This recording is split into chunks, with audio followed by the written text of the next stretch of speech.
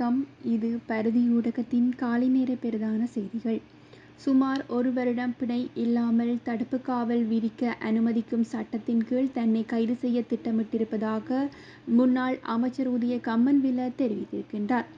அவ்வாறு செய்ததன் மூலம் 1 வருடம் அரசாங்கத்தை விமர்சிப்பதை நிறுத்த அவர்கள் நம்புகின்றார்கள் எனவும் குறிப்பிட்டிருக்கின்றார்.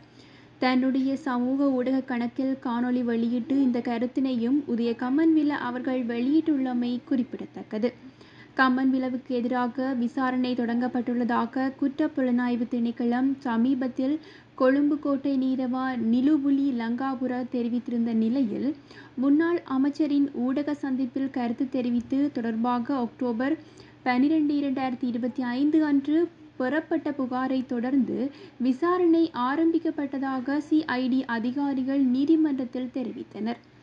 சம்பந்தப்பட்ட ஊடக சந்திப்பில் முன்னாள் அமைச்சர் பல்வேறு சமூகங்களுக்கிடையில் முரண்பாட்டை ஏற்படுத்தக்கூடிய வகையில் கருத்துக்களை வெளியிட்டுள்ளதாக புகாரில் கூறப்பட்டுள்ளது. இந்த அறிக்கைகள் சர்வதேச சிவில் மற்றும் அரசியல் உரிமைகள் உடன்படிக்கையில் பிரிவு 3(1) கீழ் அல்லது தண்டனை சட்டத்தின் பிரிவில் 120 கீழ் குற்றமாக உள்ளதா என்பதை தீர்மானிக்க இந்த விசாரணையானது நடத்தப்பட்டுள்ளதாக சிஐடி நீதிமன்றத்தில் தெரிவித்துள்ளது.